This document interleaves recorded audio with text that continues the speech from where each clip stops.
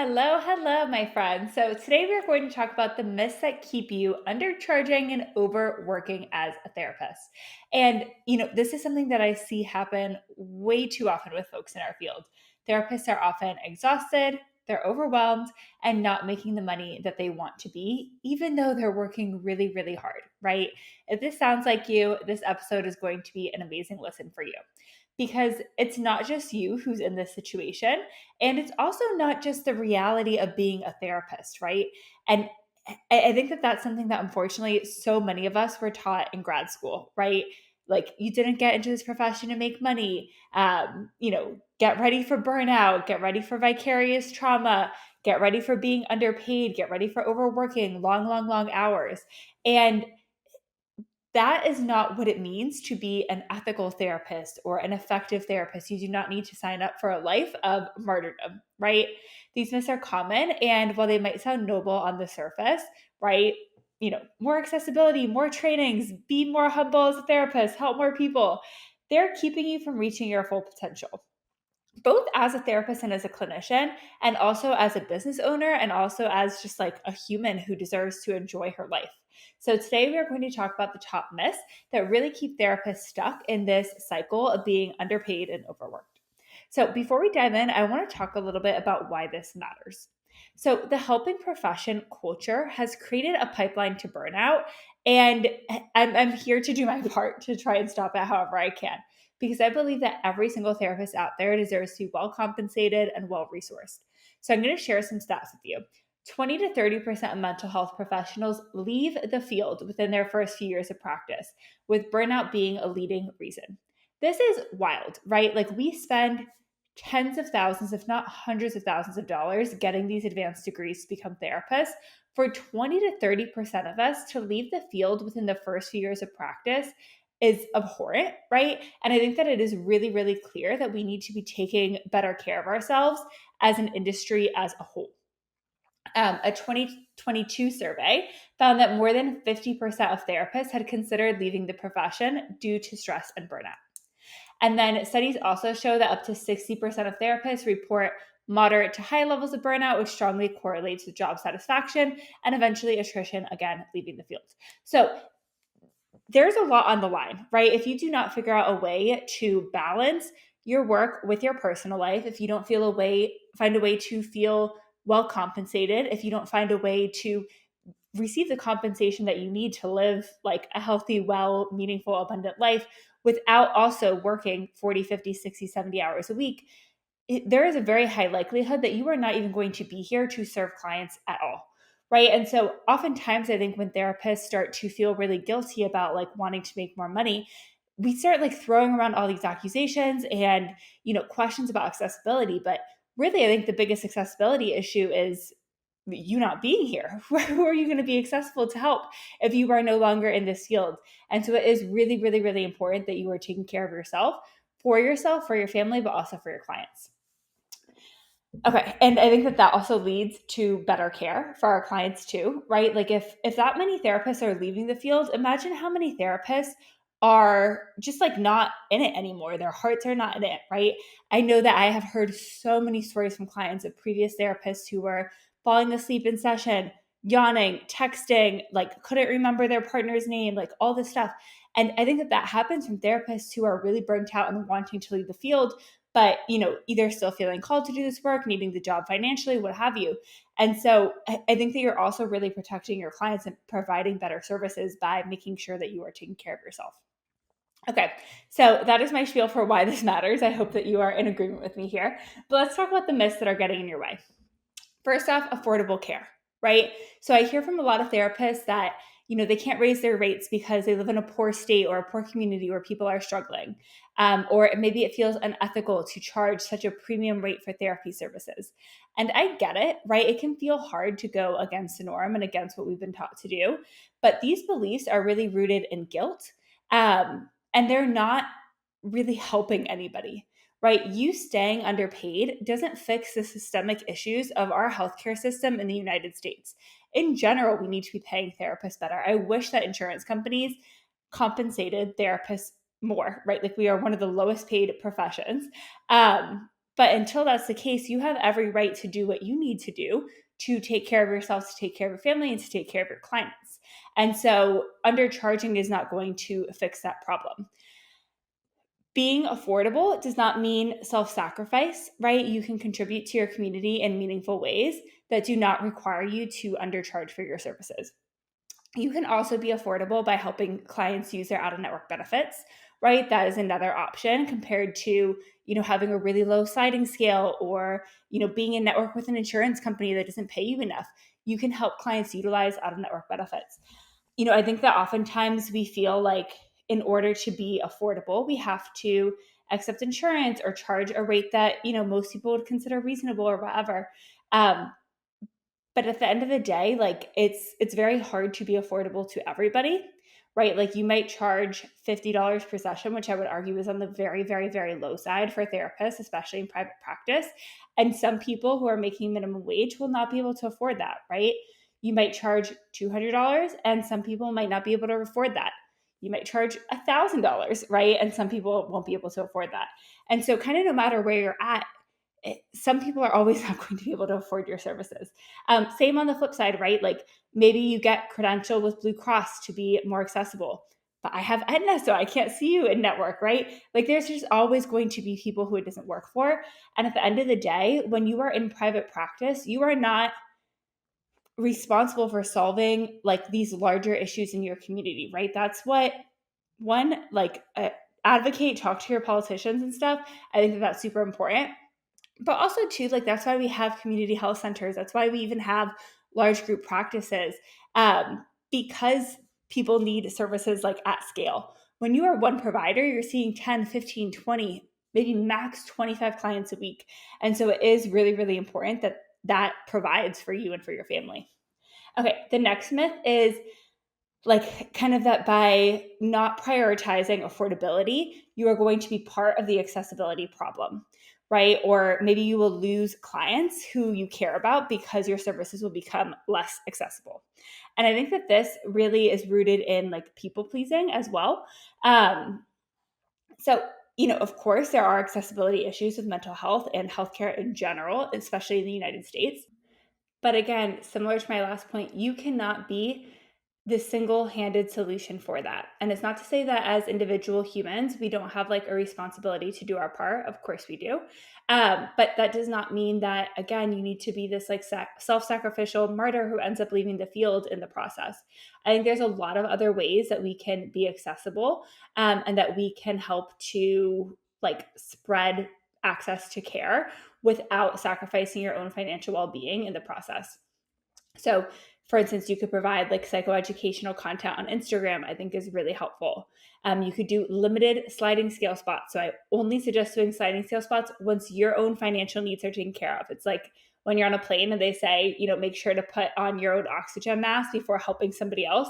Make sure that you are good. Make sure that you have enough money for your rent or for your mortgage, for your car payment, for retirement savings, for your own healthcare, for all of that stuff before you start going in and trying to help and save other people, right? Then if you're like, okay, yeah, I'm meeting my income goals, my business, I want to open up 2 sliding scale spots, I think that is an amazing thing to do. You could do free or low cost workshops in your community. You could do, partner with an organization like Give an Hour, Open Path to like donate services. There's a lot of other things that you can do. But again, I think that giving back is a privilege and it's something that you should do once you are already secure. If you are on this line of like burning out or not having your financial needs met or not feeling like financially safe and comfortable, I think that you are really jumping the gun by prioritizing accessibility or affordability when you're not taking care of yourself. We're not going to get too much into politics today, but I wish that our politicians did a better job. But like save some of this for them, right? Like save healthcare reform for them. There's tons of like grant funding, government funding, et cetera. Save some of this for like the bigger clinics or nonprofits who have the resources to really operate at scale.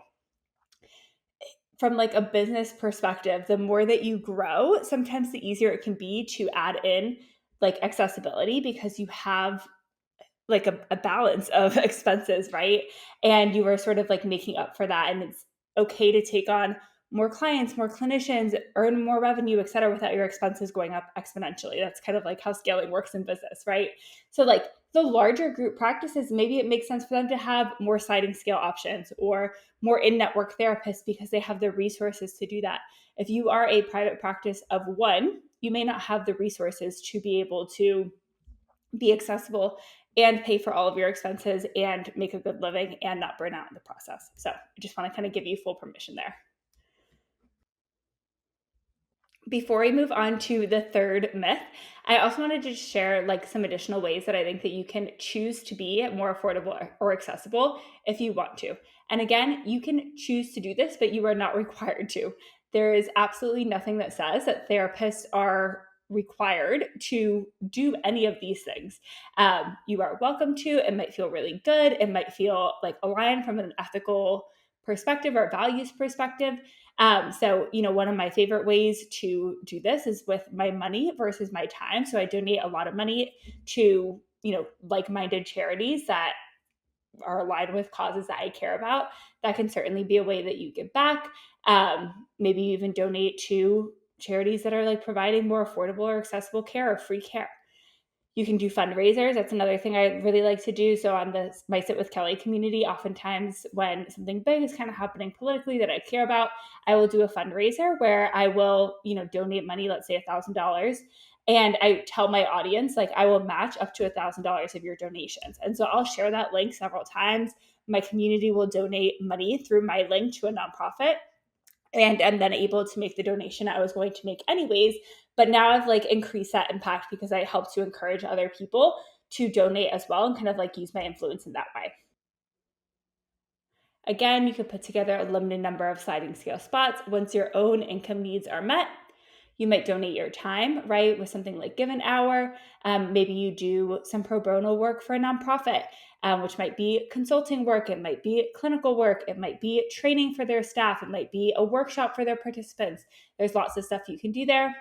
You can put together free resources to share, let's say Instagram, a local workshop, a virtual workshop, that kind of thing, with sort of providing psychoeducation to folks. Maybe you do mentorship. So free, low cost, reduced cost clinical supervision for other therapists entering the field, I think is another really great way to give back as well. Okay, the third myth that I really see holding a lot of therapists back is that they can't charge more or niche down or be more successful until they've done XYZ training, certification, etc. And I think that this is such a shame because it's really like imposter syndrome and perfectionism and comparison getting in the way of your growth and your success. You have already done a ton of hard work, I'm assuming, to become a therapist and to become a clinician. If you are here, if you're in this community, I know you care deeply about your clients. I know you take pride in the work that you do, and your existing skill set is already enough. It is so valuable and it is so needed. And by putting off your success until you have whatever training of the week you've decided that you need is really just like a way of self sabotaging and getting in your own way. You know, Extra trainings are really helpful. It is, of course, really important to focus on your skills as a clinician in order to be able to provide your clients the results that you're talking about, in order to retain clients, in order to feel good about your work, in order to like really be a therapist that helps to create like big transformations for people. But you do not need these extra trainings in order to start charging more. You probably just need better marketing, right? And so, niching down is going to help you with that. It is going to help your marketing efforts. And it's just going to help to serve your business overall. So please do not feel like you have to wait until you get EMDR certified or your perinatal certification or whatever in order to be able to charge a premium as a therapist. Of course, operate in your scope of practice. So like I've never done any EMDR trainings. I'm not going to start marketing myself as an EMDR therapist, but that doesn't mean because I'm not EMDR trained or certified that I can't charge $275 per session, right? I have a lot of other skills and a niche and all of that where I'm able to help my clients really well, right? The other thing too is like the most important thing that clients want, we know that this is actually the most important indicator of their success, is the relationship between the therapist and the client. And so if your needs are well taken care of, if you feel like you have the mental capacity to show up for sessions, you are going to be really attuned to your clients. You are going to be a great listener. You're going to remember what they're talking about. You're going to help them make those connections between past and present. And that is worth a full premium fee in and of itself. Right. So, of course, continue investing in clinical trainings, invest in supervision, invest in consultation, get better at time, right? Keep honing your craft. It's going to make your like job satisfaction, your private practice, all of that way more successful. But don't wait until you've crossed off, I don't know, 8 different CEUs to feel like you have the right to charge a premium. You can do this right now. The last myth I want to talk through today is this myth that if you make a big change in your practice, meaning you get off of insurance panels or you give yourself a substantial rate increase, or even you change your working hours. Maybe in the past you've offered really early morning sessions or evening sessions or weekend sessions to accommodate clients. I think oftentimes I hear therapists fear that if they make these changes to build a practice that feels sustainable and good to them, that their clients will leave, and that in turn they are abandoning their clients by prioritizing themselves and creating their business in the way that feels really good for them. And first, I just want to say, I don't think as many of your clients are going to leave as you think will. Right. So I've seen, I've helped hundreds and hundreds of therapists transform their private practices or build from scratch. And I would say anywhere between 30 to 50% of people tend to stay with clinicians through big changes like this. Right. So, number one, not all of your clients are going to leave. Some of them will be able to make this work, whether it is a big change in schedule or a big change in fee or a big change in coverage. People have flexibility in their budget. They have um, flexibility in their schedule. A lot of us work remotely or partially remotely at this time. And so maybe it's not ideal, right? Maybe they started to see because you were in network with insurance or you had a lower rate or you had times that worked for them. But once they're in it with you, right, and they've been getting help from you and they feel really good about the value you're providing them, they might be willing to stretch their budget a little bit. They might be willing to ask their boss if they could take, Thursdays at 10 a.m. and block it off on their calendar. There is more flexibility than you might think. And while it can be hard for people sometimes to be able to make an increase of, let's say, $50 a session work, oftentimes it's not as big of a deal as we're making it out to be. So that might be an extra $200 a month for them. Depending on your clientele, that may or may not impact them at all, right? That might be one extra target run, or it might be, a significant change in their budget. And that's up to them to decide. But I think oftentimes we fear this because it sounds really big, but an extra $200 a month might be pretty affordable to a lot of your clients. The flip side of that too is if we do the math really quick. Okay, so let's say that per month you're making an extra $200 per client. And let's say that you see 20 clients 12 months of the year.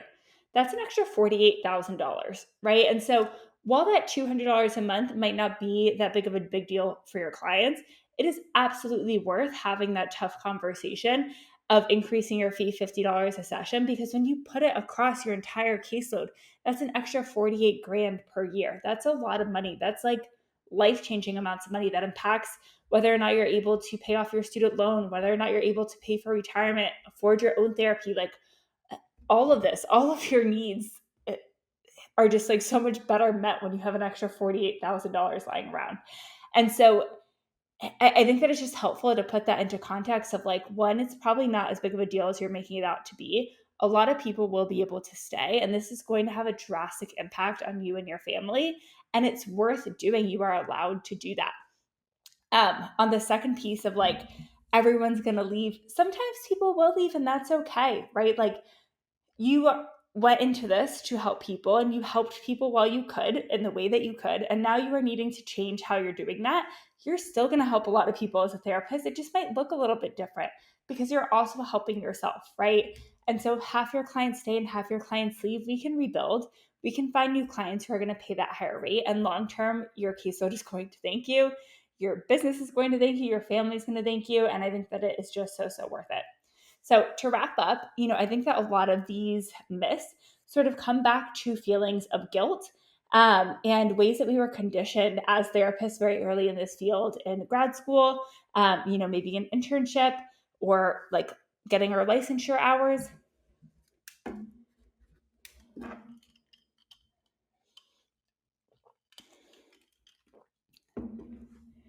And it's something that I think that as therapists, we put a lot on each other, right? Like, I don't see this in my communities of like in my course and in my coaching programs.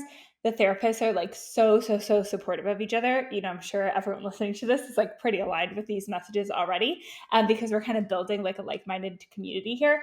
But when I have a reel that will go viral talking about therapists deserving to make a lot of money, oftentimes I'll get a lot of really mean, nasty comments talking about how therapists shouldn't do that, how it's so unethical, how like people can never charge that much, how they feel like they're stealing from people, all this stuff, all this baggage, all this guilt.